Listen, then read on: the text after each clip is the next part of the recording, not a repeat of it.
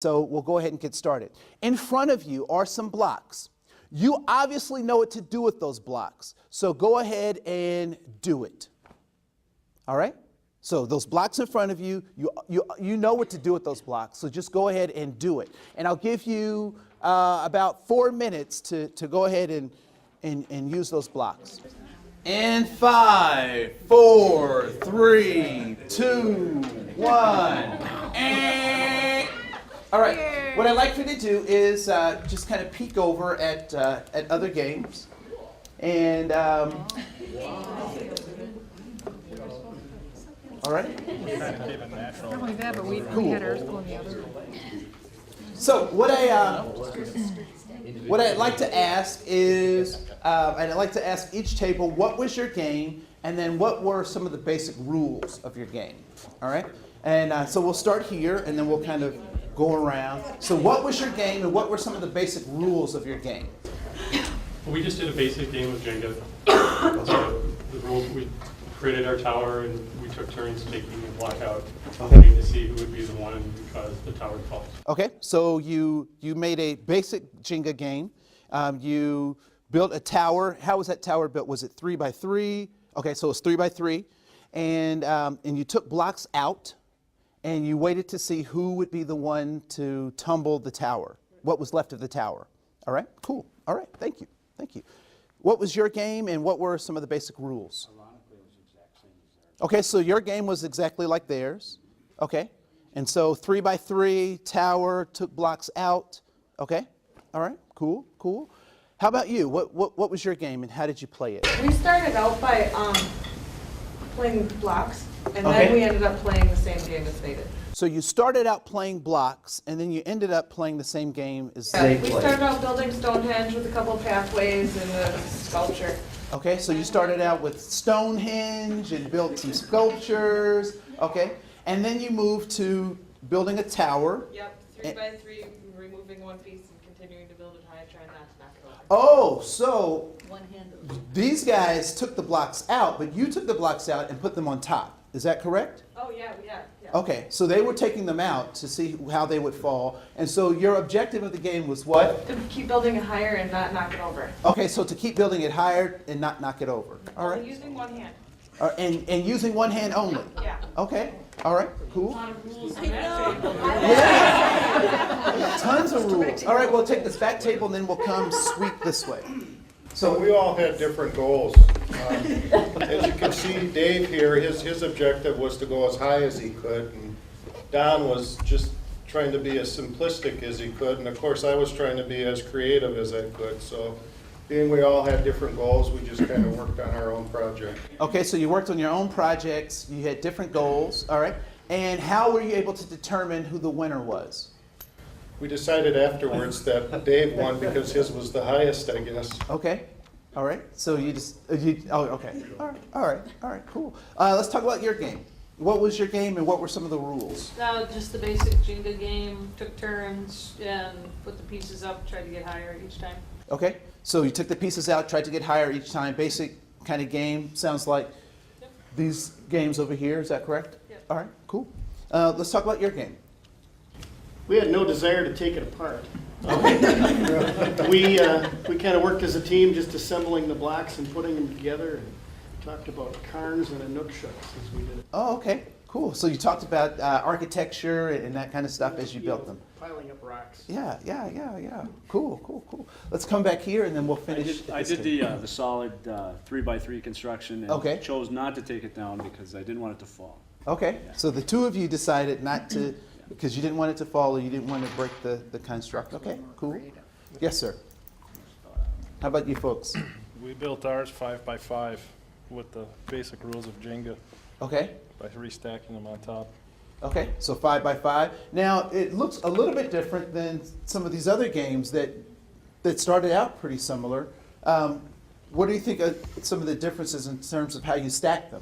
Are there differences? We're from Parks and we're more creative. You're from Parks, so you're more creative. All right. Cool. Well, I actually didn't bring you here to play Jenga, but you did help bring some points out that I think are worth talking about. So first of all, my directions were what? I said, you know what to do with the blocks, so do it, right? And so why did you choose to do what you did? Because it's written on the blocks. What's written on the blocks? Jenga, all right? So with that word Jenga, are there any directions associated with that that is also written on the block? No. Two of us didn't know how to play, so we rely on the person who knew. Okay, so two of you didn't know how to play, so you relied on the person who knew. Who was that person? All right, cool, That cool. happened at our table too. That happened at your table as well, that there were people who didn't know how to play? Okay. Cool, you shaking your head, you didn't know how to play it? Okay. Have you played it? Cool, so there is Jenga. Now, what were my words exactly? Oh no, let's paraphrase my words as closely as you recall me delivering them. You just You said know what we to do we with know the what to do blocks. with them, I said, you know what to do with them. but you really left it up You to know- us to do whatever we felt like. Did you say it twice? Because I swear I heard the word game in there the second time around, because the first time was you know what to do with them, which is when we started building Stonehenge. And then there, I swear you said it again. And then later I said, who will be the winner of your game? That's what it was. That's why we started playing it the other way. I asked who will be the winner of your game. So why did you switch from Stonehenge to building the tower? Because we were playing and just to mess around, and then game, so we had to turn something into a game and find a winner. Anyone have nieces or nephews or small children or been around small children? They play the oddest games, right? I mean, you buy a kid one of these fancy toys and they play with the box, They create these games. And they also sometimes determine who the winners are based on what kind of rules. Their own made up rules. And they can change at any point in time. Why? Yeah, because they made it up. Like the game I win. No matter what it is, I win, right?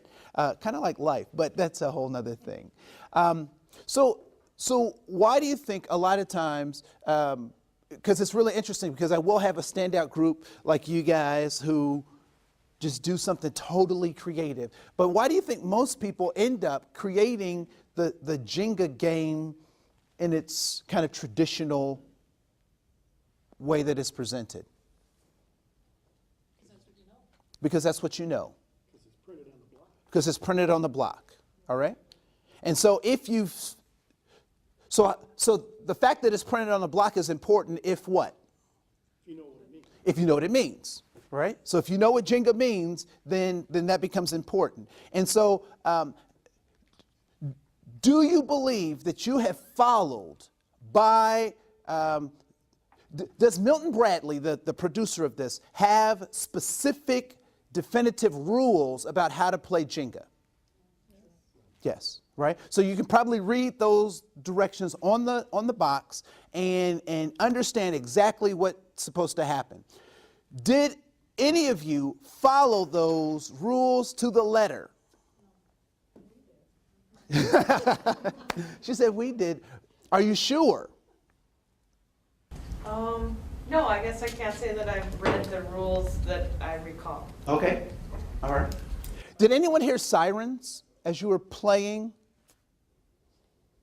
Did the Jenga police SWAT team come in and bust you and give you tickets because you were not following the rules? Yeah. Have you ever played Monopoly at somebody else's house? Isn't it very interesting how we can all play the same game and have all these different rules, right?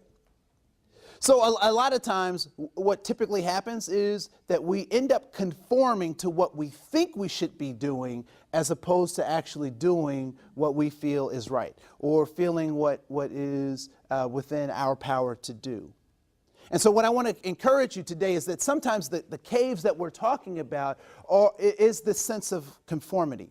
And I want to talk about some strategic ways that we can get out of that conformity to actually start to produce effective work, as well as being able to question, are we doing the right thing and are we doing it for the right reason? All right? So how do we get that change in our employees, and more importantly, how do we change ourselves? All right? So I'm going to show a video, and we'll go on from there. So this is a video from a show. It's like, who's the illusionist, the street illusionist dude around here? The TV show, Angel or something, or what's that?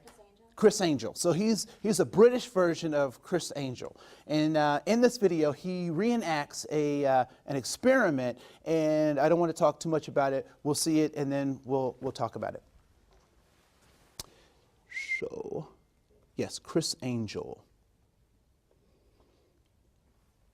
So here we go.